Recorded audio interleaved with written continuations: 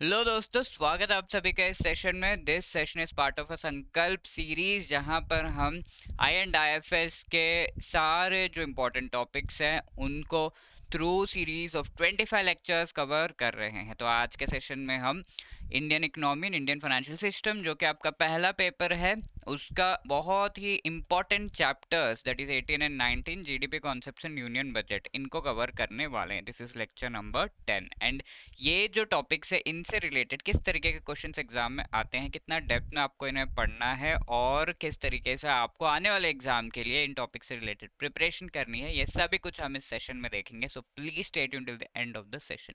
And let me tell you, अगर आप JIB exam की प्रिपरेशन कर रहे हैं तो आपको पता होगा कि प्रीवियस ईयर क्वेश्चंस आपको इस एग्जाम के प्रिपरेशन में बहुत ज़्यादा हेल्प करने वाले हैं। तो प्रीवियस ईयर क्वेश्चंस और उनसे derived most important topics and MCQs का बढ़िया PDF डॉक्यूमेंट हमने बनाया है, जो कि आप डाउनलोड कर सकते हैं by clicking the link given in the description of this video. Okay, तो GDP concepts and union budget काफी इंपॉर्टेंट टॉपिक है। GDP कॉन्सेप्ट्स यानी कि ग्रॉस डोमेस्टिक प्रोडक्ट, ये जो नेशनल इनकम का कैलकुलेशन है डिफरेंट टाइप्स के, उनसे रिलेटेड क्वेश्चन एग्जाम में आ जाता है, न्यूमेरिकल भी आया हुआ है, तो we should know about it. And union budget, ये इससे एक आधा क्वेश्चन तो आ ही जाते हैं, बट एक ऐसा टॉपिक है यूनियन बजट में जिससे पक्का पक्का एक क्वेश्चन तो आता है, तो we will see that also. ठीक है, तो क्या क्या पढ़ेंगे आज हम? तो we will be talking about GDP किस तरीके से कैलकुलेट करते हैं, नेशनल इनकम क्या है और इसके डिफरेंट वेरिएंट्स जो कैलकुलेट किए जाते हैं वो कैसे किए जाते हैं, और ऐसे GDP को कैलकुलेट करने का यूटिलिटी क्या है। ठीक है, साथ में यूनियन बजट क्या होता है एंड कंपोनेंट्स क्या होते हैं इस बजट में क्या क्या आता है, कैपिटल बजट है, रेवेन्यू बजट है, इनका मीनिंग क्या है, डेफिसिट्स का मतलब क्या होता है, ये सब हम देखेंगे। Okay, so ready for the first part. First things first, GDP concepts, इसमें सबसे पहला पार्ट है GDP का कैलकुलेशन। तो GDP का एक्चुअल मतलब क्या होता है वो हम देख लेते हैं। तो GDP is nothing but gross domestic product. ठीक है, अब सर इतना ज़्यादा कंफ्यूजिंग सा टर्म आप हमारे सामने लेकर आ रहे हो, क्या होता है ये, क्या मीनिंग है इसका? तो द मीनिंग इज कि we are talking about the national income. ठीक है, इस टर्म को अगर हम ब्रेक डाउन करेंगे तो एकदम से आप यहाँ पर पहुंच जाओगे। देखते हैं कैसे। ग्रॉस का मतलब इकोनॉमिक्स में होता है टोटल। ठीक है, डोमेस्टिक मतलब इंडिया का जो पूरा लैंड एरिया है, उस लैंड एरिया के अंदर कितना क्या हो रहा है, प्रोडक्ट यानी कि प्रोडक्शन, ये डोमेस्टिक हो गया। एंड इसके अंदर जो भी प्रोडक्शन हो रहा है उस प्रोडक्शन के क्वांटिटी को हम एक्चुअली कहते हैं ग्रॉस डोमेस्टिक प्रोडक्ट। उस प्रोडक्शन के फाइनल वैल्यू, जो भी गुड्स एंड सर्विसेज प्रोवाइड किए जा रहे हैं, स्पेशली उसका जो फाइनल गुड्स एंड सर्विसेज है उसकी जो वैल्यू है उसे हम ग्रॉस डोमेस्टिक प्रोडक्ट कहते हैं। ठीक है, तो लेटेस्ट से एक ऐसा इकोनॉमी है, इसके अंदर 10 गुड्स एंड सर्विसेज प्रोवाइड किए गए हैं।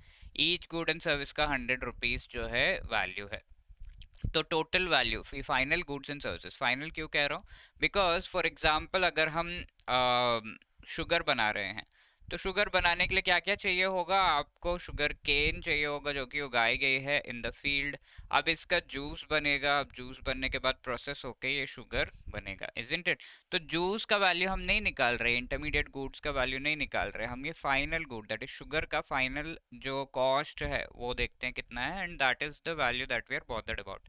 तो फाइनल गुड्स का टोटल कॉस्ट जो है वो निकालते हैं, तो 100 रुपीज है लेट से। तो टोटल यहाँ का इनकम कितना है, 1000। तो ये टोटल यानी कि ग्रॉस, और इस डोमेस्टिक एरिया के अंदर जो प्रोडक्शन हो रहा है उसकी वैल्यू, प्रोडक्ट का मतलब उसकी वैल्यू को हम GDP कहते हैं। तो essentially we are talking about national income only ना, इस कंट्री, इस पर्टिकुलर इकोनॉमी का इनकम कितना है, 10 प्रोडक्ट्स बनाए 100 रुपए के, तो 1000 रुपए इसका इनकम है। तो अल्टीमेटली हम नेशनल इनकम की ही बात कर रहे हैं। I hope this is very clear what is this concept of GDP। ठीक है, तो आगे हम इस के बारे में डिस्कस करेंगे, चर्चा करेंगे कि ये GDP कैलकुलेट कैसे किया जाता है। तो एक इकोनॉमी को अगर हम देखें तो बेसिकली इसमें क्या क्या चीज़ें होती हैं, बेसिक्स इकोनॉमी देख लेते हैं। एक एरिया जहाँ पर फर्म्स है यानी कि कंपनीज है, बहुत सारे बिल्डिंग्स है, फैक्ट्रीज है, यहाँ पे क्या हो रहा है, हाउस होल्ड पीपल जा जाके काम कर रहे हैं। तो जब ये काम कर रहे हैं तो ये कह सकते हैं कि अपने सर्विसेज प्रोवाइड कर रहे हैं यहाँ पर। ठीक है, फैक्टर सर्विसेज, जिसके लिए उन्हें पेमेंट्स मिल रहे हैं। अब ये क्या कर रहे हैं, जो भी पेमेंट मिला उस पेमेंट को सारा ये फर्म से जो प्रोडक्ट्स बन रहे हैं उनको खरीदने के लिए यूटिलाइज कर रहे हैं, स्पेंडिंग, एंड उससे गुड्स एंड सर्विसेज ये जो पीपल है उनको प्रोवाइड किया जा रहा है सिंपली। तो यहाँ पर किसी भी पॉइंट पे अगर हम देखें कि जो गुड्स मूव कर रहे हैं, ठीक है, यहाँ पर जो पूरी स्पेंडिंग की जा रही है, या तो आप ये कैलकुलेट कर लीजिए, या तो जितने गुड्स मूव कर रहे हैं उसकी वैल्यू कैलकुलेट कर लीजिए, या तो जितना टोटल पेमेंट किया जा रहा है इन लोगों को, वही पेमेंट जो पैसा है वही खर्च करेंगे, है ना। तो इनकम कैलकुलेट कर लीजिए। कोई एक चीज कैलकुलेट करने पे जीडीपी यानी कि टोटल इनकम उस कंट्री का क्या है वो पता चल जाता है। तो यहाँ पे जितनी भी गुड्स एंड सर्विसेज बन रही हैं वो प्रोडक्शन के वैल्यू को बताते हैं, ठीक है। और कितना जो सारा सामान सबको मिल रहा है तो सॉरी, उसे हम डिस्ट्रीब्यूशन कहते हैं। And the third thing is the consumption, की कितना स्पेंडिंग कर रहे हैं उसके बेसिस पे कैलकुलेट करना। तो ऐसे तीन जो है मोस्ट इंपॉर्टेंट थिंग्स होते हैं इकोनॉमी में, प्रोड्यूस होता है, डिस्ट्रीब्यूट होता है एंड कंज्यूम होता है। किसी भी एक स्टेज पे जो मनी है या फिर गुड्स का वैल्यू है वो कैलकुलेट करेंगे तो आपको जीडीपी यानी कि नेशनल इनकम का वैल्यू पता चल जाएगा, ठीक है। ये कुछ इस तरीके से यहाँ से पैसे जा रहे हैं जा रहे हैं जा रहे हैं, और यहाँ पर आपने एक मीटर लगा दिया तो उससे पता चलेगा कि हाँ कितने पैसे गए with in 1 year period of time. ऐसे नहीं कि हमेशा मीटर लेके बैठे हैं, 1 ईयर के टाइम पीरियड में कितना हुआ वो चीज़ कैलकुलेट कर लेंगे तो you will be getting the amount. ऐसे ही गुड्स एंड सर्विसेज, यहाँ पर एक मीटर लगा दिया है तो कितने गुड्स एंड सर्विसेज और उनका गुड्स एंड सर्विसेज के फाइनल जो वैल्यू है, फाइनल गुड्स एंड सर्विसेज की वैल्यू है, यानी कि ये जो पेन है इसकी वैल्यू कितनी है, लेट्स से 1000 रुपये, 500 रुपये, तो वो 500 रुपये हम ऐड करेंगे। या फिर कितना पेमेंट किया जा रहा है इन लोगों को, तो इनकम को हम ऐड करेंगे। तो ये 3 मेथड्स है फॉर कैलकुलेटिंग द इनकम। तो फर्स्ट मेथड प्रोडक्ट मेथड इसे हम कहते हैं, जो प्रोडक्शन की पूरी वैल्यू होती है उसे हम कैलकुलेट करते हैं, और इसमें कॉन्सेप्ट आता है वैल्यू एडेड का। तो अगर हमें शुगर चाहिए तो हमें पहले तो लैंड चाहिए जिसके ऊपर टूल्स यूज़ करके, फर्टिलाइजर्स यूज़ करके, मशीनरी यूज़ करके हम उस लैंड को उपजाऊ बनाएंगे, वहाँ पे क्रॉप्स ग्रो करेंगे। अब ये क्रॉप कौन सा है, शुगर केन का क्रॉप है। तो ये क्रॉप ग्रो, ये सारे रॉ मटेरियल्स के लिए लेट्स से 100 रुपीज़ लगा। अब ये क्रॉप्स ग्रो करने के लिए 50 रुपीज़ एक्स्ट्रा लगा, ठीक है। तो ये वैल्यू एडिशन कितना 50 रुपीज़ हुआ। अब अगर शुगर केन कोई बेच रहा है तो उसी क्वांटिटी का शुगर केन 150 में बेचेगा। तो ऐसा, तो वैल्यू एडिशन स्टेज पे कितना हुआ 50, इनिशियली कितना हुआ रॉ मटेरियल्स हम लेकर आए तो 100 रुपीज़, तो टोटल वैल्यू एडिशन इज 150। अब शुगर बनने से पहले क्या होता है, ये जूस बनेगा, है ना। तो ये जूस जो है लेट्स से उसी क्वांटिटी का 200 में मिल रहा है और ये शुगर 250 रुपीज़ में मिल रहा है। तो यहाँ पर वैल्यू एडिशन क्या होगा, 150 से 200, तो 50 रुपीज़ वैल्यू एडिशन, ये 50 रुपीज़ वैल्यू एडिशन यहाँ पे हो रहा है। तो ईच स्टेज पे इतना इतना वैल्यू ऐड हो रहा है, तो हर एक स्टेज पे कितना वैल्यू एडिशन हो रहा है उसको अगर हम ऐड कर देंगे that will be the GDP, ठीक है। टोटल इनकम, टोटल कॉस्ट इस पर्टिकुलर प्रोडक्ट का कितना 250, तो वैसे ही आएगा ना 100, यहाँ पे 50 रुपीज़ वैल्यू एडिशन, यहाँ पे 50 50, तो 150 प्लस 100 250, तो that is the total value added. तो value added at each stage अगर हम ऐड कर देंगे will get the total income, इस प्रोडक्ट का कॉस्ट। एंड ऐसे ही बहुत सारे प्रोडक्ट्स का कॉस्ट अगर हम एक साथ ऐड कर देंगे तो that will be the GDP of a country, ठीक है। तो that is the concept of value added. अब इनकम मेथड के थ्रू हमने इनिशियली डिस्कस किया था कि अब फर्म्स है, हाउस होल्ड्स है, और फर्म्स यानी कि कंपनीज हैं जिसमें काफ़ी सारे सर्विसेज है जो जो प्रोवाइड किए जाते हैं। तो सबसे इम्पोर्टेंट किसी भी प्रोडक्शन एक्टिविटी के लिए क्या चाहिए होता है, land, labour, capital and entrepreneurship, के 4 फैक्टर्स ऑफ प्रोडक्शन कहे जाते हैं। तो लेबर को कौन सा पेमेंट मिलता है कि वो आ जा रहे हैं, ऐसे वेज मिलता है ना। फिर कैपिटल यानी कि जो पैसा इसका फैक्ट्री वालों ने, ओनर्स ने उठाया होगा उस पर इंटरेस्ट, कॉस्ट इंटरेस्ट मिल रहा है। एंड एंटरप्रेन्योरशिप, जो भी इसके हेड हैं, सीईओ हैं, उनका दिमाग लगा होगा इसमें, तो they are getting the profit, ठीक है, इस पर उन्हें प्रॉफिट मिल रहा है। This is a payment that they are getting. वो क्यों कर रहे हैं ये सब, प्रॉफिट के लिए। अब चौथी चीज है लैंड, तो लैंड के ऊपर रेंट मिल रहा है, जो भी लैंड पर इन्होंने ये पूरा फैक्ट्री खड़ा किया तो उस पर उन्हें रेंट मिलेगा, ठीक है। तो इस तरीके से जो फैक्टर सर्विसेज प्रोवाइड किए जा रहे हैं, फैक्टर का मतलब क्या होता है, जो रिक्वायर्ड है, फैक्टर्स हैं जिनके वजह से ये प्रोडक्शन हो रहा है, तो वो सर्विस कौन प्रोवाइड कर रहा है, जो पीपल हैं हाउस होल्ड्स में, घरों में जो रह रहे हैं वो प्रोवाइड कर रहे हैं। तो ये सर्विसेज जो प्रोवाइड कर रहे हैं उस पर पेमेंट्स मिलते हैं। तो हम अब इनकम मेथड की बात कर रहे हैं। Second method is the income method, कि कितना कितना सबका इनकम ऐड करो तो पूरा कंट्री का इनकम, नेशनल इनकम, जीडीपी आ जाएगा। सिंपल है ना ये मेथड। तो national income is nothing but firms and house hold की इनकम, ये तो ऐड कर दो, ठीक है जी। अब ये तो एक फैक्ट्री की बात हो गई, ऐसे ही बहुत सारे सेल्फ एम्प्लॉयड पीपल होंगे तो उनका इनकम ऐड करो, गवर्नमेंट का इनकम होगा, फॉरेन इनकम होगा। अब किसी भी इकोनॉमी में अगर हम देखें 4 मेन एजेंट्स होते हैं, ठीक है। तो हु आर दीज एजेंट, सबसे पहले तो हाउस होल्ड्स जो पीपल हैं वो हो गए, और कंपनीज होते हैं, और इसके अलावा गवर्नमेंट होता है एंड एक्सटर्नल सेक्टर, यानी कि इंपोर्ट एक्सपोर्ट के थ्रू बाहर के लोग भी हमारे इकोनॉमी में कंट्रीब्यूट करते हैं, तो उन्हें हम एक्सटर्नल सेक्टर या फॉरेन एंटिटीज कहते हैं। ठीक है, तो ये चार मेजर एजेंट्स होते हैं किसी भी इकोनॉमी में, तो इनका सबका इनकम ऐड कर दो, you will be getting the income of the country. ठीक है, नेशन का इनकम आपको आ जाएगा। तो यहाँ पर हाउस होल्ड्स का इनकम हमने ऐड कर दिया, हाउस होल्ड इनकम। कंपनी या फर्म्स का इनकम ऐड कर दिया। अब सेल्फ एम्प्लॉयड पीपल भी होंगे जिन्होंने किसी को नहीं रखा, अपने से ही बिजनेस वगैरह कर रहे हैं, दे आर कमा रहे हैं वो, तो that is self employed people. And government income next होगा, तो गवर्नमेंट एक्चुअली प्रोवाइड कर रही है, government is also getting some income. ठीक है, तो उस इनकम को भी हमें ऐड करना है। फॉरेन कंट्रीज से काफ़ी इनकम इंडिया को आ रहा होगा, तो that is also something that we are adding. अब फर्म्स एंड हाउस होल्ड का इनकम हमने यहाँ पर देख लिया, WIPR ये वाला। And production for self consumption, जो सेल्फ एम्प्लॉयड पीपल हैं वो खुद के प्रोडक्शन, खुद के कंजम्पशन के लिए प्रोडक्शन कर रहे हैं, तो उसे भी ऐड करना है ना। लेट अस से एक फार्मर है, वो फार्मर ने 100 रुपीज़ के जो क्रॉप्स है अपने लिए रख लिए एंड 1000 रुपीज़ का उसने मार्केट में सेल कर दिया, तो ये 100 रुपीज़ भी प्रोडक्शन है ना, डोमेस्टिक, इंडिया के डोमेस्टिक लैंड के ऊपर, तो वो भी ऐड करना है। तो सेल्फ कंजम्पशन वाला प्रोडक्शन का वैल्यू भी ऐड करना है।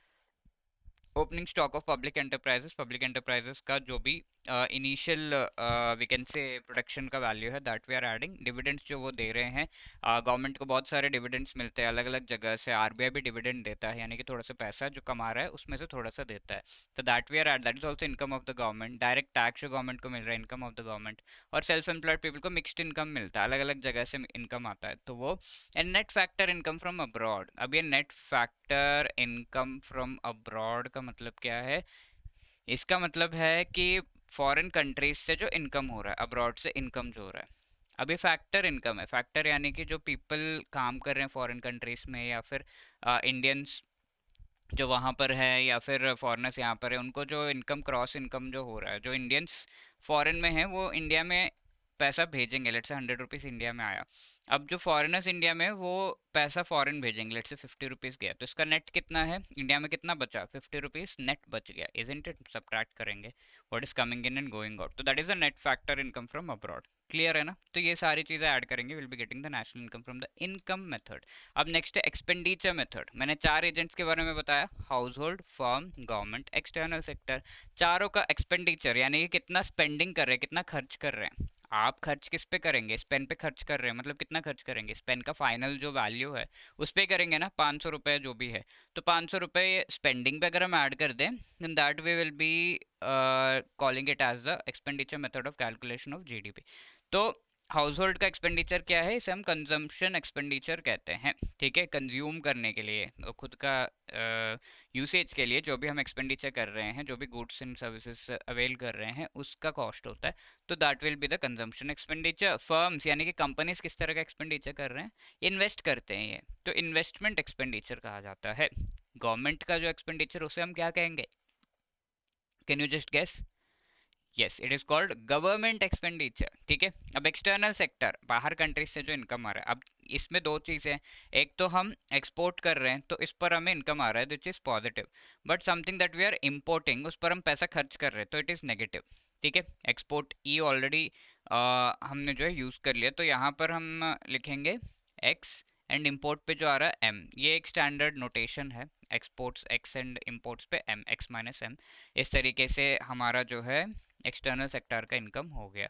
अब देखिए, consumption expenditure, investment expenditure, government expenditure, तो C+I+G plus X minus M, इस तरीके से ये सब ऐड करेंगे तो will be getting the national income और GDP ऑफ दिस कंट्री। ठीक है, अब कंजम्पशन एक्सपेंडिचर में food, house hold, medical, rent etcetera पे जो हम खर्च कर रहे हैं वो आ जाता है। मशीनरी, फैक्ट्री, न्यू सॉफ्टवेयर वगैरह पे आ जाता है, बट फाइनेंशियल प्रोडक्ट्स पे जो पैसे हम सेव कर रहे हैं इधर उधर, that is not the thing जो कि हम इन्वेस्टमेंट एक्सपेंडिचर में डालेंगे। गवर्नमेंट स्पेंडिंग में सैलरीज जो लोगों को मिल रहे हैं, वेपन्स इन्वेस्टमेंट वो सब, but transfer payment like social security and other schemes वगैरह में जो गवर्नमेंट पेमेंट करती है, दैट इज़ वो कोई प्रोडक्शन का जो कॉस्ट नहीं है, जस्ट एक ट्रांसफर एक जगह से दूसरा, तो that is not something that will be adding in the calculation of GDP। ठीक है, तो ये आपका फॉर्मूला है C+I+G plus X minus M, I hope clear है।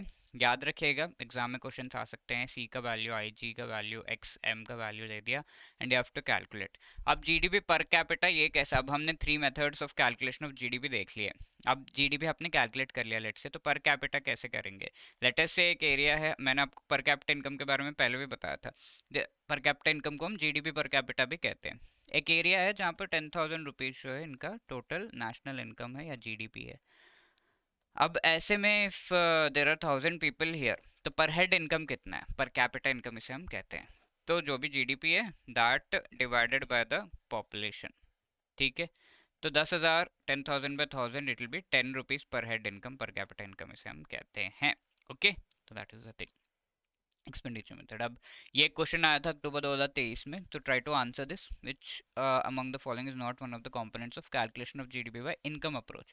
थोड़ा सा ट्विस्टेड है but you can try. Compensation of employees, ये एम्प्लॉयज को जो कंपनसेशन मिल रहा है यानी कि इनकम एम्प्लॉयज का जो है वो।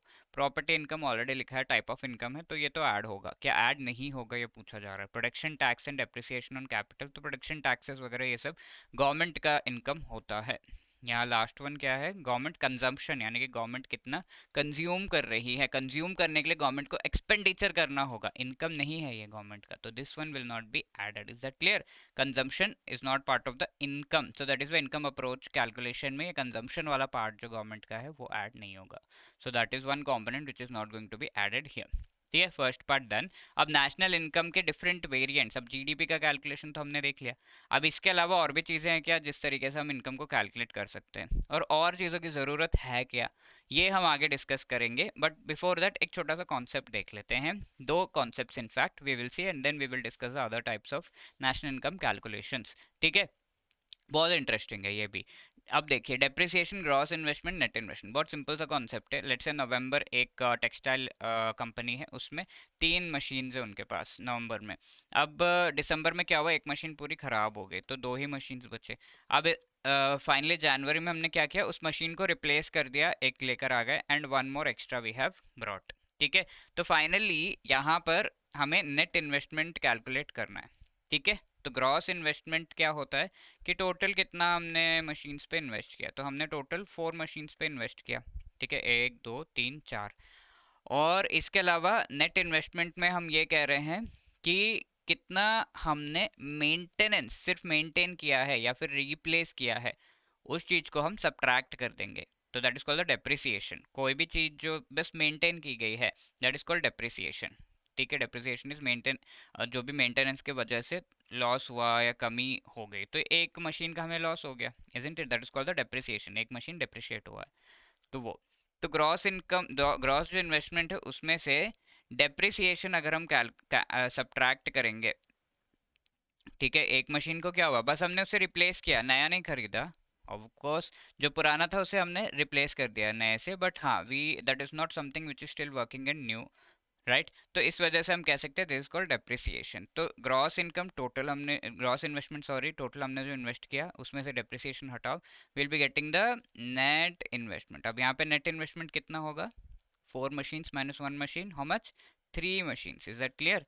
तो हमेशा नेट इन्वेस्टमेंट कैलकुलेट करने के लिए ग्रॉस में से हमें क्या सब्ट्रैक्ट करना है, डेप्रिसिएशन को सब्ट्रैक्ट करना है। जो भी वेयर एंड टेयर मेंटेनेंस हुआ है उस चीज़ को हमें नहीं कंसिडर करना है, बस फ्रेश एकदम नए जो पहली बार खरीदे हुए मशीन्स कितने हैं वो मुझे चाहिए। तो 4 में से एक हटा दो, एक को रिप्लेस किया गया है ना, तो 3 हो गए, तो that is the net investment. Clear ना? याद रखिएगा नेट को कैसे कैलकुलेट करेंगे, ग्रॉस में से डेप्रिसिएशन को हटाकर, दैट इज द फॉर्मूला। अब नेक्स्ट इज बहुत ही सिंपल सा ये भी कॉन्सेप्ट है, फैक्टर कॉस्ट, यानी कि अगर आप कोई भी चीज़ का प्रोडक्शन कर रहे हैं तो you will be making use of different factors of production, तो उस पर आप पैसा खर्च करेंगे, तो that is the initial cost required.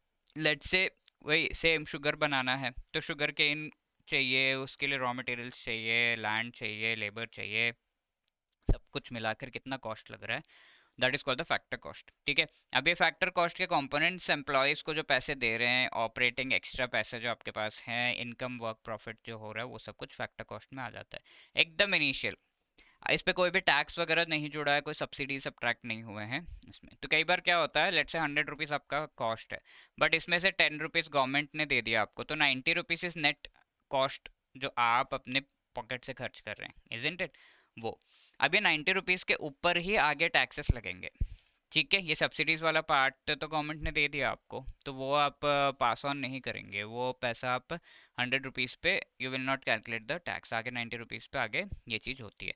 तो इसका एसेंशियल कॉस्ट जो है 90 रुपीज़ हो गया, बिकॉज 100 आपने सोचा था पैसे लगेंगे, बट 10 रुपीज़ गवर्नमेंट ने दे दिया, ठीक है। तो अपने अपने पॉकेट से 90 खर्च किए, तो अपने पॉकेट से जो भी खर्च किया that will be the cost of the product. Actually subsidies दिए इसलिए जाते हैं। अब यहाँ पे दो तरह के टैक्सेस इसमें ऐड हो जाते हैं। जब भी कोई टैक्स ऐड होता है तो सब्सिडी का साइन जो है ऑपोजिट आ जाता है, ठीक है। तो यहाँ पर क्या होगा, as it already told you, 100 rupees पे लेट से 15 रुपीज़ का टैक्स लग रहा है, तो वो ऐड होगा हमेशा ऑब्वियसली। बट सब्सिडी जो है वो सब्ट्रैक्ट हो जाएगा -10, ठीक है। बिकॉज सब्सिडी एसेंशियली आपके पॉकेट से खर्च हुआ कॉस्ट नहीं है, गवर्नमेंट ने दिया था, तो वो आप कॉस्ट में पास ऑन नहीं करेंगे। समझ में आ रहा है ना? तो इन दोनों का साइन मोस्टली ऑपोजिट होता है हमेशा। तो नेट प्रोडक्शन टैक्सेस यहाँ पर आपके ऐड हो जाएंगे, यानी कि जो भी फैक्टर कॉस्ट है इसमें प्रोडक्शन टैक्स ऐड होगा, वाइल प्रोडक्शन सब्सिडीज सब्ट्रैक्ट होंगे। तो इसको प्लस एंड माइनस करने के बाद जो आता है that is called the net production taxes. ये नेट प्रोडक्शन टैक्सेस आपके फैक्टर कॉस्ट में ऐड हो जाएंगे, ठीक है।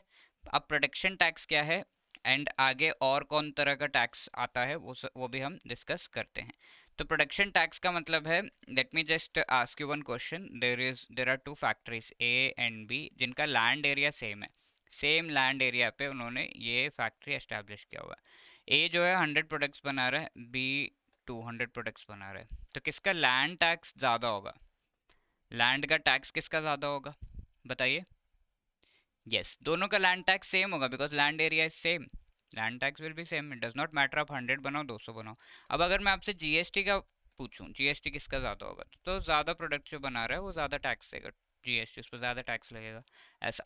जीएसटी प्रोडक्ट्स पे डिपेंडेंट है, but land tax is dependent only on the land area, it is not dependent on the number of products जो आप बना रहे हैं, तो that is called the production taxes, ठीक है। जो नंबर ऑफ प्रोडक्ट्स पे डिपेंडेंट नहीं है उसे हम प्रोडक्शन टैक्स कहते हैं। तो नेट प्रोडक्शन टैक्सेस, अब इसमें प्रोडक्शन टैक्सेस क्या है, लैंड रेवेन्यू स्टैम्प फीस ये सब आपका जो है आ जाता है, एंड सब्सिडीज इसमें सब्ट्रैक्ट होंगे, आई ऑलरेडी टोल्ड यू ना, सब्सिडी मतलब गवर्नमेंट हमें जो हेल्प कर रही है with respect to the cost. अब ये सब ऐड करने के बाद जो आता है that is called the basic prices, इसमें नेट प्रोडक्ट टैक्सेस ऐड हो जाते हैं लाइक जीएसटी, ठीक है। ये आपके ऐड हो जाते हैं and that will be the market price. तो डिफरेंट लेवल्स पे टैक्सेस ऐड होते हैं ना, तो दैट इज द थिंग। तो फैक्टर कॉस्ट में प्रोडक्शन टैक्सेस ऐड हो रहे हैं एंड प्रोडक्शन सब्सिडी सब्ट्रैक्ट हो रहे हैं। अब जो आता है उसके बाद that is the basic price, ठीक है। यहाँ पे मैं एक बार लिख देता हूँ, basic price is nothing but factor cost plus production taxes minus production subsidies, ठीक है। अब फाइनली क्या है, मार्केट प्राइस। अब मार्केट प्राइस में क्या है, जो भी बेसिक प्राइस था उसमें basic price plus product taxes minus product subsidies, ठीक है। तो ये नेट प्रोडक्ट टैक्सेस हो गए। इस तरीके से टैक्स यहाँ ऐड करो, finally you will be getting market price. अब जनरली हम ये करते हैं, market price is equal two factor cost, जो भी है इसमें सारे taxes product and production taxes सब ऐड करो, ऐड करने के बाद उसे हम इनडायरेक्ट टैक्सेस कहते हैं। क्या कहते हैं? इनडायरेक्ट टैक्सेस ऐड हो जाएंगे, इनडायरेक्ट सब्सिडीज सब्ट्रैक्ट हो जाएंगे, ऐसा, ठीक है। फैक्टर कॉस्ट में टैक्सेस ऐड हो जाएंगे, सब्सिडी सब्ट्रैक्ट होंगे, तो मार्केट प्राइस। तो इसका टेंशन आपको नहीं लेना, जो भी टैक्स का है प्लस है तो ये माइनस, माइनस है तो प्लस, ऐसे इन रिवर्स साइन इसमें आ जाता है। You just have to understand this. Let's say factor cost 100 rupees है, इसमें टैक्स आपका 20 रुपीज़ लगा, तो मार्केट प्राइस विल बी 120, ठीक है। फाइनली पूरा टैक्स मिला के 20 कह रहा हूँ मैं, that is the thing, simple, okay. ये एक कॉन्सेप्ट हो गया, दो कॉन्सेप्ट हमने देख लिया। अब different types of national income के कैलकुलेशन हम देख लेते हैं। सबसे पहला जीडीपी, इसमें क्या इशू है जिसकी वजह से हमें बाकी चीज़ें, बाकी types of national income calculate करना पड़ रहा है। तो जीडीपी में वी कैन सी इंडिया के अंदर जो प्रोडक्शन है उसका फाइनल कॉस्ट। अब इंडिया में काफ़ी सारे फॉरेनर्स भी हैं, अब ये फॉरेनर्स भी प्रोड्यूस करेंगे बट वो सारा पैसा इंडिया से बाहर भेज देंगे, तो लेट्स से 500 रुपीज़ इंडिया से बाहर चला जा रहा है, 10,000 हमारा जो है या फिर 1000 रुपीज़ हमारा जो है इनकम जीडीपी का वैल्यू आया, बट इसमें से 500 तो इंडिया से बाहर ही चले जा रहे हैं, बिकॉज फॉरेनर्स क्या करेंगे, आप जो भी कमाएंगे इंडिया से बाहर भेज देंगे। तो एसेंशियली हमारा जीडीपी कितना है, 500 रुपये। इंडिया के अंदर जो इंडियंस ने प्रोड्यूस किया एंड इंडिया में यूज़ हो रहा है, that is only 500 rupees. But we are forgetting something, India से बाहर भी कई सारे लोग हैं जो इंडिया इसी तरीके से इंडिया में पैसा भेज रहे होंगे, लाइक नेपाल से भेज रहे होंगे, म्यांमार से, श्रीलंका से पीपल जो हैं वहाँ पे कमा के इंडिया में भेज रहे हैं। तो इसको हमें ऐड करना है ना, लेट्स से 200 रुपीज़ ऐसे इंडिया में आ रहा है, ठीक है। तो that is gross national product, ये एक एक्यूरेट करेक्ट कैलकुलेशन है ऑफ द नेशनल इनकम। तो ग्रॉस नेशनल प्रोडक्ट में इंडिया में जो भी फॉरेनर्स हैं उन वो जो कमा रहे हैं वो सब्ट्रैक्ट कर दिया जाता है, बट इंडिया से बाहर जो इंडियंस हैं उनका जो कमाई है इंडिया में जो भेज रहे हैं that is added and net निकाला जाता है। तो इसे ये हम net factor income from abroad कहते हैं, ठीक है। तो जब हम जीडीपी में net factor income from abroad add कर देते हैं, then we will call it gross national product. समझ में आया, क्लियर है ना ये चीज़, ठीक है। इंडिया में जो प्रोडक्शन हो रहा है फॉरेनर्स के द्वारा subtract but add the production cost of Indians abroad, तो that is a net factor income from abroad, ठीक है। तो that is your GDP and GNP. समझ में आया जीएनपी क्यों कैलकुलेट करने की जरूरत पड़ रही है। GNP is equal to GDP plus factor income earned by Indians abroad. Indians abroad, Indians जो इंडिया से बाहर हैं वो ऐड करेंगे, बट इन फॉरेनर्स जो इंडिया में वो सब्ट्रैक्ट कर देंगे। तो इस तरीके से GNP is equal to GDP plus net factor income from abroad. Clear है ना, तो जीएनपी का calculation I hope it is clear. अब द नेक्स्ट पार्ट इज कि हमें एनएनपी कैलकुलेट करना है, ये एक फॉर्मूला है दूसरा है नेशनल इनकम का। तो नेक्स्ट इज एनएनपी। अब मैंने आपको बताया था, याद करिए, ग्रॉस, अगर हमें नेट कैलकुलेट करना है तो ग्रॉस से हम क्या सब्ट्रैक्ट करेंगे, याद है, डेप्रिसिएशन, है ना। तो इसी तरीके से अगर आपको जीएनपी से एनएनपी नेट नेशनल प्रोडक्ट आप कैलकुलेट कर सकते हैं, तो उसके लिए क्या करेंगे, डेप्रिसिएशन सब्ट्रैक्ट करेंगे। ऐसे अगर मैं आपसे पूछूं जीडीपी से एनडीपी कैसे कैलकुलेट करना है, तो हम सेम थिंग करेंगे, डेप्रिसिएशन सब्ट्रैक्ट कर देंगे।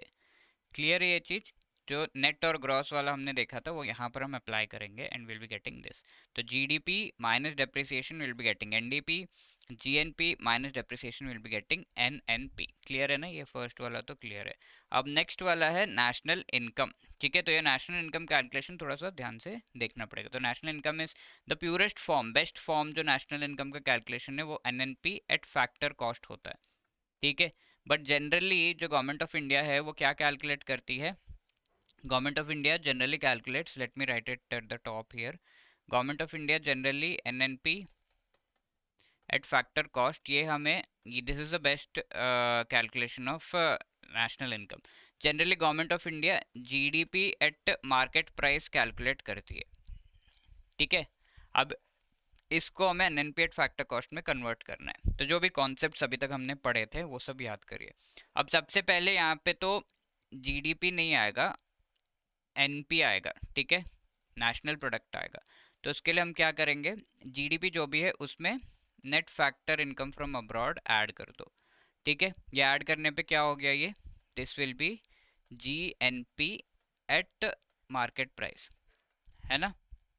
अभी अभी हमने देखा जीडीपी को जीएनपी में कैसे कन्वर्ट करना है। अब ये जीएनपी नहीं चाहिए, एनएनपी चाहिए। तो ये जीएनपी जो हमें आया उसमें से हम क्या करेंगे, डेप्रिसिएशन को सब्ट्रैक्ट करेंगे, इजंट इट। तो ये जीएनपी क्या हो जाएगा, GNP eight market price minus depreciation, तो ये क्या होगा, एनएनपी एट मार्केट प्राइस हो गया, इजंट इट। अब जो भी मार्केट प्राइस है, market price is equal two factor cost plus indirect taxes minus subsidies, ये होता है ना। अब हमें चाहिए फैक्टर कॉस्ट मार्केट प्राइस में से, तो ये सब उधर भेजेंगे। तो factor cost is equal to market price में से टैक्सेस हटा दो एंड ऑपोजिट साइन सब्सिडीज में आ जाएगा, प्लस सब्सिडीज, ठीक है। तुम्हारे पास मार्केट प्राइस है, अब इसमें से हमें क्या करना है, फैक्टर कॉस्ट लेकर आना है। तो N N P at market price minus indirect taxes plus subsidies अगर हम करेंगे तो हमें आ जाएगा N N P at factor cost, ठीक है। तो यही चाहिए था, तो ये चीज़ यहाँ पर हम कर देंगे minus indirect taxes plus subsidies. तो NNP at factor cost is the purest form of national income calculation. तो उसके लिए क्या करना है, GDP at market price plus net factor income from abroad minus depreciation minus indirect taxes plus subsidies. GDP at market price minus depreciation plus NFIA minus indirect taxes plus government subsidies. Same thing यहाँ पर लिखा हुआ है and इसको इस तरीके से हमने किया। वंस मोर, ठीक है, जीडीपी एट मार्केट प्राइस हमारे पास है, इसमें net factor income from abroad अभी अभी हमने देखा, ऐड करेंगे तो जीएनपी आ जाएगा। अब जीएनपी एट मार्केट प्राइस में से डेप्रिसिएशन हटाएंगे, एनएनपी। एनएनपी मार्केट प्राइस से हमें फैक्टर कॉस्ट में कन्वर्ट करना है, तो टैक्सेस सब्ट्रैक्ट करके सब्सिडीज ऐड करेंगे तो फैक्टर कॉस्ट आ जाएगा। ठीक है, तो that is what is this national income का फॉर्मूला। अब इसमें से पर्सनल इनकम अगर हमें कैलकुलेट करना है, पर्सनल इनकम ये जो पीपल का इनकम है, हाउस होल्ड्स का इनकम है, एंड फैक्ट्रीज जो कंपनीज उनका इनकम, गवर्नमेंट का इनकम, एंड चौथा हम फॉरेन का जो इनकम है वो ऐड करते हैं। तो हमें सिर्फ हाउस होल्ड का चाहिए, तो टोटल नेशनल इनकम में से ये तीनों सब्ट्रैक्ट कर दो तो will get the household income. तो personal income, national income minus undistributed profit, यानी कि जो प्रॉफिट कंपनीज को हो रहा है वो सब्ट्रैक्ट कर दिया। देन टैक्सेस जो गवर्नमेंट को आ रहे हैं, जो कि गवर्नमेंट का इनकम है, वो सब्ट्रैक्ट कर दिया। और जो भी पीपल हैं, ये हाउस होल्ड्स हैं, ये गवर्नमेंट को जो भी इंटरेस्ट पेमेंट्स कर रहे हैं वो उनका इनकम नहीं है, वो उनके पास से चला गया, तो दैट ऑल्सो विल सब्ट्रैक्ट।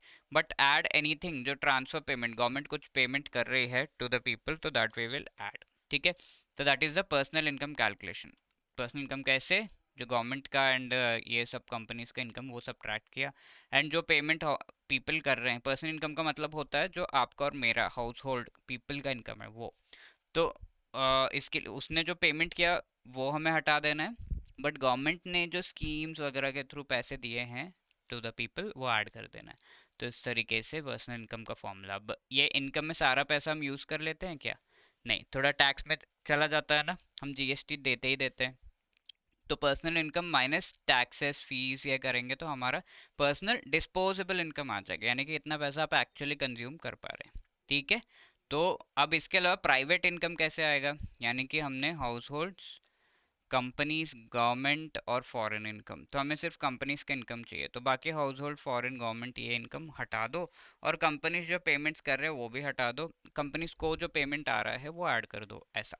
तो private income is equal to, private income is companies का क्या इनकम है, तो पूरा नेशनल इनकम में से प्रॉपर्टी, एंटरप्रेन्योरशिप, ये सब एंटरप्राइज जो गवर्नमेंट को इनकम हो रहा है वो हम सब्ट्रैक्ट करेंगे, एंड गवर्नमेंट का सेविंग्स जो है with respect to the enterprises वो हम सब्ट्रैक्ट करेंगे, गवर्नमेंट के इनकम सारे हटा देंगे, एंड नेशनल डेट, यानी कि गवर्नमेंट जो पेमेंट कर रहा है to the companies, that we will add.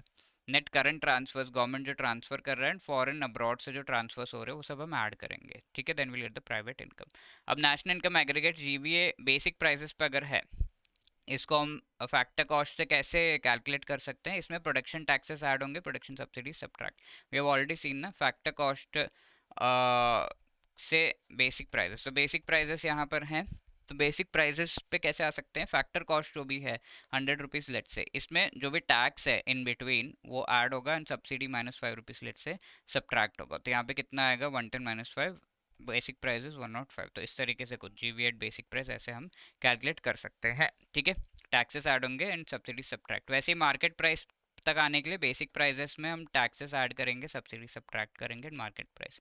ऐसे ही एनडीपी एट फैक्टर कॉस्ट कैसे कैलकुलेट कर सकते हैं, मार्केट प्राइस में से इनडायरेक्ट टैक्सेस एंड सब्सिडीज को हम इसको सब्ट्रैक्ट एंड सब्सिडीज को ऐड करेंगे, तो विल गेट। तो मार्केट प्राइस हमारे पास लेट से 120 है, तो इसमें से 20 रुपीज़ जब हम जो टैक्सेस है वो सब्ट्रैक्ट करेंगे, सब्सिडीज ऐड करके नेट जो 20 रुपीज़ आ रहा है वो हटा देंगे 120 में से, then will get factor cost 100, है ना। तो वही है NDP factor cost, NDP market price minus taxes plus subsidies, will get this. और ये सारी कैलकुलेशन पहले दो ऑर्गेनाइजेशन एनएसएसओ सीएसओ नाम के करते थे, national sample survey organisation and central statistics organisation, दोनों के द्वारा टुगेदर किया जाता था, बट अब इन्हें मर्ज कर दिया गया है नेशनल स्टैटिस्टिक्स ऑर्गेनाइजेशन इस तरीके से 2019 23 मई को, और ये ministry of statistics and programme implementation के अंदर अपना काम करते हैं। Okay, so here is one question June 2024 का एक न्यूमेरिकल आया था एग्जाम में, तो we should be carefully answering this. पूछा क्या है यहाँ पे, जीडीपी एट मार्केट प्राइस दे दिया, डेप्रिसिएशन दे दिया, income from outside, indirect tax and subsidies, ये सब कुछ दे दिया। अब net domestic product at factor cost हमें कैलकुलेट करना है यहाँ पे। तो जीडीपी एट मार्केट प्राइस हमारे पास है, इससे एनडीपी कैसे लेकर आएंगे, हमें चाहिए क्या, एनडीपी एट फैक्टर कॉस्ट। ठीक है, GDP at market price, GDP से एनडीपी कैसे आएगा, आई ऑलरेडी टोल्ड यू ना, इसमें डेप्रिसिएशन को सब्ट्रैक्ट करेंगे। ठीक है, तो क्या आएगा, GD sorry NDP at market price आएगा, बट हमें क्या चाहिए, फैक्टर कॉस्ट। अभी एनडीपी एट मार्केट प्राइस जो भी आया उसमें से, मार्केट प्राइस में से हमें क्या करना है, मार्केट प्राइस इज 120, उसमें से हमें टैक्सेस सब्ट्रैक्ट करेंगे तो फैक्टर कॉस्ट आ जाएगा। तो इनडायरेक्ट टैक्सेस सब्ट्रैक्ट करेंगे, सब्सिडीज क्या होंगे, ऐड होंगे सब्ट्रैक्ट होंगे, बताइए। यस, सब्सिडीज यहाँ पे ऐड होंगे, then will be getting NDP at factor cost. Clear है फॉर्मूला क्या क्या है, जीडीपी एट मार्केट प्राइस जो भी उसमें डेप्रिसिएशन सब्ट्रैक्ट ये ऐड, ये करना है। मार्केट प्राइस 1000 माइनस डेप्रिसिएशन कितना है 0.05, टैक्सेस कितने हैं 5, सब्सिडीज 3 है प्लस 3, तो ये सारा कुछ करके हमें क्या आ रहा है, 1000 माइनस 0.05, 999.95, और यहाँ पे नेट क्या है -2 होगा, 997.95 बिलियन। ठीक है, समझ में आया कैसे कैलकुलेट हुआ, -5 + 2 -2, तो A would be the right answer. Clear है ना, तो ऐसे आपको कैलकुलेट करना होगा। ओके, फॉर्मूला याद रखना है, उसे डिराइव कैसे कर रहे हो वो सब, तो you will be getting the answer. अब देखिए आगे यूटिलिटी क्या है जीडीपी कैलकुलेशन का, जीडीपी उतना सही एक क्वांटिटी नहीं है to estimate the national income and other things of a country. कोई भी इनकम इनइक्वालिटी का आइडिया, एक कंट्री में कितना इनकम है, 10,000 इस कंट्री का इनकम है, ठीक है जी, ये आइडिया तो लग रहा है, बट कौन कितना रिच पीपल का इनकम है, पुअर पीपल का इनकम, इसका कोई आइडिया ही नहीं लग रहा। रीजनल इनइक्वालिटी यानी कि कौन से एरिया से कितना ज़्यादा इनकम हो रहा है, कम हो रहा है, इसका कोई आइडिया नहीं लग रहा। एंड हायर जीडीपी का मतलब ज़्यादा वेलफेयर हो रहा है, ऐसा कोई गारंटी नहीं है। कोई कंट्री का इनकम लेट से 10,000 से नेक्स्ट ईयर डबल हो गया, 20,000 हो गया, दैट डज नॉट मीन कि द कंट्री में जो पुअर पीपल है बहुत कम हो गए, हो सकता है कि किसी रिच रिच का ये इनकम हो। जीडीपी एक सही तरीके का कैलकुलेशन है भी नहीं, क्योंकि फॉरेनर्स का इनकम भी इसमें ऐड हो जाता है, तो वो तो पैसे बाहर जा रहे हैं इंडिया से। ठीक है, तो बेटर क्या है, GNP, gross national product. GDP कोई भी फाइनेंशियल इंक्लूजन के कितने लोग, कितना जो है पीपल के पास बैंक अकाउंट, इंश्योरेंस पॉलिसी वगैरह का आइडिया कुछ नहीं देता, बस एक नंबर है, इतना इनकम है कंट्री का बस। ग्रीन जीडीपी का कॉन्सेप्ट यहाँ पर आता है कि इकोनॉमिक डेवलपमेंट के साथ एनवायरमेंटल जो डिग्रेडेशन है उस पर भी हमें ध्यान देना चाहिए एंड कंजर्वेशन पे ध्यान देना चाहिए, तो that is the utility of this GDP. अब यहाँ पर एक क्वेश्चन है जून 2024 का कि रियल जीडीपी क्या होता है, तो रियल एंड नॉमिनल जीडीपी हमने डिस्कस किया था। रियल यानी कि पहले के प्राइसेस 2011, जिसे हम कांस्टेंट प्राइसेस कहते हैं, एंड नॉमिनल जीडीपी आज के प्राइसेस टुडे, जिसे हम करंट प्राइसेस कहते हैं। ठीक है, उस पर कैलकुलेट किया जाता है, टोटल जो भी गुड्स है, लेट्स से 10 गुड्स है, आज 100 रुपीज़ है, बट एक्चुअली 2011 में 10-10 रुपये का था, तो ये 100 रुपीज़ हो गया, बट आज का कैलकुलेट करेंगे 1000 रुपीज़ सेम प्रोडक्ट्स का जो टोटल जीडीपी है वो कैलकुलेट होगा। तो real GDP is what, GDP at constant price. ठीक है, ये तो चेंज नहीं होगा बट ये चेंज होगा, that is what is called constant price, पहले वाले का प्राइस। ठीक है, now moving into budget. What is budget, जो भी government of India let's say 10,000 रुपये एक्सपेंडिचर कर रही है, उसमें गवर्नमेंट ऑफ इंडिया का इनकम कितना है, 5,000 है लेट्स से, और कमी कितनी है, कितना बोरो करना, ये वो करके लाना पड़ रहा है पैसा, तो 5,000, तो that is called the deficit. And इसका ही कैलकुलेशन हमारा बजट है कि इनकम कितना, एक्सपेंडिचर कितना एंड डेफिसिट कितना हो रहा है, सिंपल। ठीक है, अब ये बजट इंडिया में प्रेजेंट किया जाता है by the finance minister February के टाइम में, as you know, and February के लास्ट में पहले प्रेजेंट किया जाता था। तो ये होता था कि मार्च जब एंड हो रहा 31st, तब तक बजट के प्रोसीडिंग्स चलते रहते थे पार्लियामेंट में, और इसकी वजह से कोई भी अमाउंट सैंक्शन नहीं हो पाता था, एंड उसके वजह से डिले हो जाता था काफ़ी सारी चीज़ों के लिए, जो पैसे चाहिए होते थे उसके लिए वेट करना पड़ता था, फिर इंटरिम बीच में जो है वोट ऑन अकाउंट करके छोटा सा बजट और पास करना, ये सब चीज़ें करनी पड़ती थी, तो वो नहीं करके now what we have done, we have इसको जो है थोड़ा आगे कर दिया हमने डेट, एंड 1 फरवरी को आपका बजट लॉन्च हो जाएगा। ठीक है, रिलीज हो जाएगा। पहले रेलवे बजट जो है सेपरेटली आता था, बट इसे फिर मर्ज कर दिया गया 2017 में, अब सिंगल बजट आता है। ठीक है, विवेक देब्रॉय विवेक देब्रॉय कमेटी के रिकमेंडेशन के बेसिस पर ये बजट को मर्ज कर दिया गया, अलग से रेलवे बजट को लाने का कोई मतलब नहीं है। ठीक है, अब बजट में कई कंपोनेंट्स हैं, there two main components, that is revenue and capital. Revenue मतलब क्या होता है, जो भी डे टू डे एक्टिविटीज के लिए एक्सपेंडिचर एंड इनकम हो रहा है डे टू डे एक्टिविटीज से, that is part of the revenue budget. ठीक है, for example government of India, और इसमें कोई एसेट या लाइबिलिटी क्रिएट नहीं होती एसेंशियली। गवर्नमेंट ऑफ इंडिया ने, आप लेट्स से गवर्नमेंट बैंक में काम कर रहे हैं, आपको सैलरी दी, अब इससे गवर्नमेंट का कोई एसेट क्रिएट हुआ, या गवर्नमेंट को कोई किसी को पैसे देने पे क्या होता है, उस पे वो पैसे वापस होते हैं, फिर उस पे इंटरेस्ट वापस होता है, ऐसा कुछ होगा क्या आपको देने के बाद, सैलरी देने के बाद? नहीं, यू गेव सम सर्विस, उसके लिए आपको पैसे मिल रहे हैं बस, तो गवर्नमेंट ने कंज्यूम किया आपका सर्विस को। Essentially revenue budget is part of the consumption, expenditure and income. अब कैपिटल बजट जो है, इसमें क्या होता है, इसमें एसेट एंड लायबिलिटी क्रिएट होती है, ये एक इन्वेस्टमेंट टाइप का है वी कैन से। ठीक है, तो आपने कहीं पे पैसे दिए, तो आपको वो principal amount as well as interest will come back, like government is giving loan to someone, government is taking loan from someone. ठीक है, taking loan is nothing but income, पैसे जो गवर्नमेंट के पास आ रहे हैं, and expenditure is giving loan to someone. ठीक है, ऐसा कुछ समझ सकते हैं आप, तो दैट इज द थिंग। और जब गवर्नमेंट किसी को लोन दे रहा है, तो there are two parts in the loan ना, principal amount and the interest. तो प्रिंसिपल अमाउंट आपका पूरा का पूरा जो है वापस आता है, एंड ये कैपिटल बजट का पार्ट है, बट ये इंटरेस्ट जो है वो बीच बीच में वापस आते रहता है, एंड ये इंटरेस्ट अमाउंट का लेने देने के वजह से कोई एसेट लायबिलिटी क्रिएट नहीं हो रहा, तो interest is actually part of the revenue income या एक्सपेंडिचर, रेवेन्यू बजट का पार्ट है। ठीक है, लोन में भी, loan although is part of capital budget, but उसका इंटरेस्ट जो है वो रेवेन्यू का पार्ट है, रेवेन्यू बजट का। क्लियर है, तो इसमें revenue receipt expenditure, capital receipt expenditure, और रेवेन्यू रिसीट्स क्या क्या है, गवर्नमेंट को टैक्स एंड नॉन टैक्स आते हैं, टैक्स में भी दो है, direct indirect tax. Revenue expenditure जो गवर्नमेंट को करना होता है, कंजम्पशन एक्सपेंडिचर गुड सर्विसेज पे, एंड कैपिटल रिसीट्स में दो टाइप है, debt and non debt creating. ठीक है, तो डेट क्रिएटिंग आर दोस जिसमें लेट्स से गवर्नमेंट ने लोन लिया, तो वो डेट क्रिएटिंग है, यानी कि आगे जाकर पैसे वापस एंड इंटरेस्ट भी वापस। नॉन डेट क्रिएटिंग इज कोई भी यहाँ पे लोन टाइप का नहीं है, लेट्स से गवर्नमेंट ने अपना कुछ बिल्डिंग बेच दिया, तो there the government is not creating any debt, directly बेच दिया, बस एक एसेट था जिसे सेल कर दिया, उससे पैसे आ गए उसको। अब कैपिटल एक्सपेंडिचर इज लोन्स जो दे रहा है गवर्नमेंट, एंड ऑल्सो ऐसे एक्सपेंडिचर जिसकी वजह से लेट्स से इंफ्रास्ट्रक्चर क्रिएट हो रहा है, डेवलपमेंट हो रहा है, तो वो भी।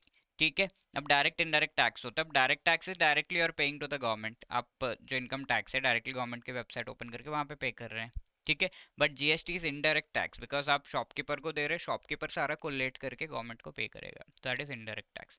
तो नॉन टैक्स जो रेवेन्यू है, रिसीट है, रेवेन्यू रिसीट है सॉरी, तो वो गुड्स एंड सर्विसेज जो गवर्नमेंट गुड्स प्रोवाइड कर रहा है, लेट्स से कुछ भी गुड्स प्रोवाइड किए जा रहे हैं, मैगजीन्स है गवर्नमेंट के, ये वो उससे जो इनकम आ रहा है दैट।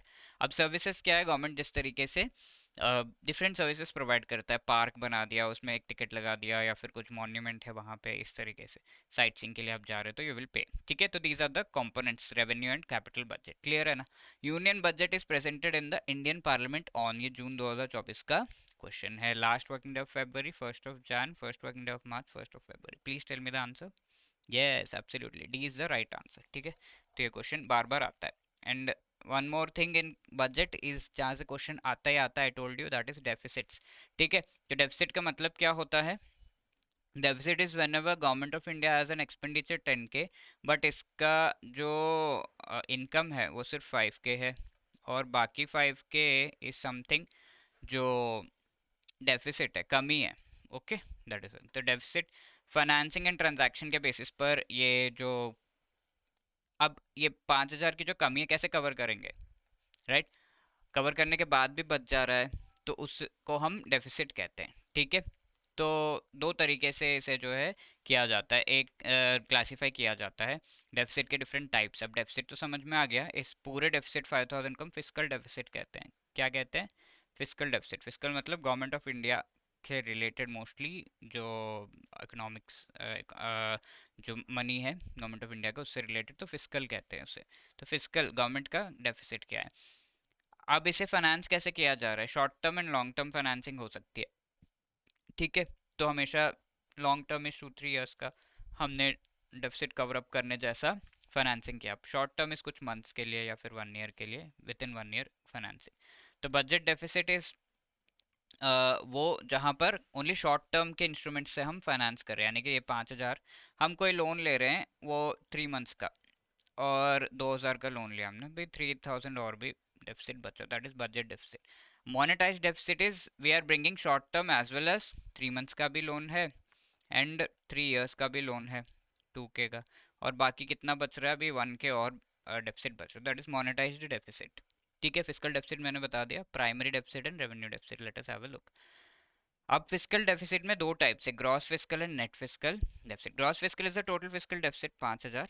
नेट फिजिकल डेफिसिट में जो ये पार्ट है, ये 5,000 का जो एक्सपेंडिचर जो करना है हमें, उसमें से जो हम इंटरनली लोन्स दे रहे हैं गवर्नमेंट को, ठीक है, गवर्नमेंट ऑफ इंडिया इंटरनली जो अदर गवर्नमेंट से, let's say state government of Gujarat या फिर महाराष्ट्र, उनको लोन दे रहा है, तो उसे हटा देते हैं कि भाई ये वाला एक्सपेंडिचर तो हटाओ, बाद में दिया जाएगा लोन, बट बाकी देखो। तो लेट्स से 1,000 इंटरनल लोन है, तब डेफिसिट कितना रह गया, ओनली 4,000। ठीक है, तो वो हटा दिया तो चेंज हो गया, isn't it, net fiscal deficit.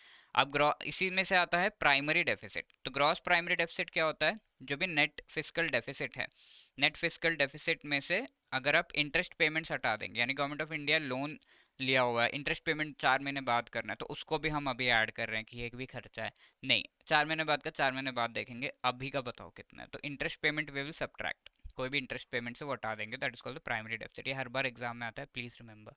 तो नेट फिजिकल डेफिसिट में से इंटरेस्ट पेमेंट हटाएंगे तो नेट प्राइमरी डेफिसिट आ जाएगा।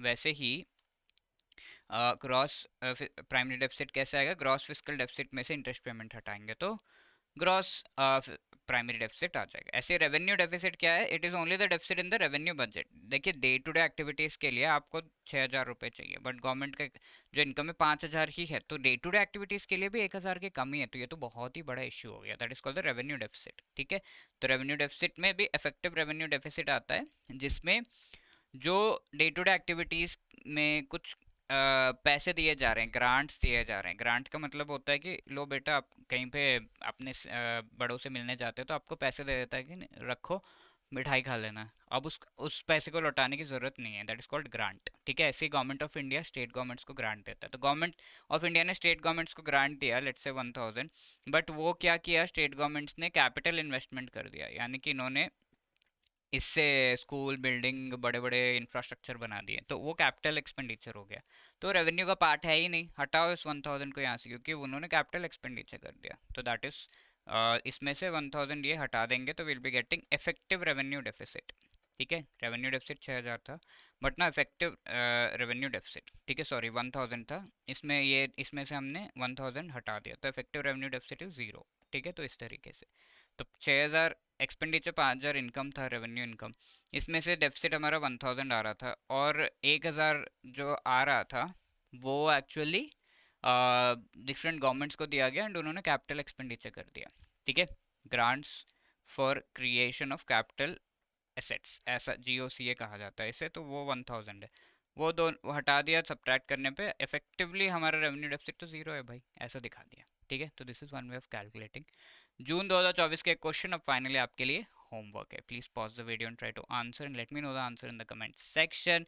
इसके अलावा let me tell you, if I preparing for the JIB exam then we have wonderful courses for you which you can avail by looking at the description of this video. वहाँ पर आपको JIB के लिए हमारा master course, जिसमें सारे जो चारों पेपर्स है उससे रिलेटेड सारा कुछ जो आपका सिलेबस में है वो सब शॉर्ट रिकॉर्डेड वीडियोस के थ्रू यहाँ पर पढ़ाया गया बहुत ही अच्छे तरीके से। ईच एंड एवरी चैप्टर के MCQs, short notes, each and every component के आपको फुल लेंथ मॉक टेस्ट, जैसा एक्चुअल एग्जाम में होता है 100 क्वेश्चन 100 मार्क्स, 2 आवर्स का ड्यूरेशन, वो मॉक टेस्ट मिलेगा। एंड एग्जाम से पहले आपके अच्छी तरीके से रिविजन कराने के लिए लाइव क्लासेस के थ्रू मोस्ट इंपॉर्टेंट टॉपिक्स भी आपको फिर से अच्छे से पढ़ाए जाते हैं शॉर्ट पीरियड ऑफ टाइम में। ठीक है, तो 8 मंथ्स 12 मंथ्स के इसमें variants and you are getting this, ये कोड यूज़ करके आपको डिस्काउंट भी यहाँ पे प्रोवाइड किया जा रहा है। ठीक है, तो code keeps changing, so you can just check जो भी कोड है उसके हिसाब से आपको डिस्काउंट मिल जाएगा। ये तो चारों कंपोनेंट्स का हो गया। अब लेट्स से आपको सिंगल कंपोनेंट का चाहिए, सिर्फ IIFS का, PPB का, AFM, RBWM, तो दैट इज ऑल्सो अवेलेबल।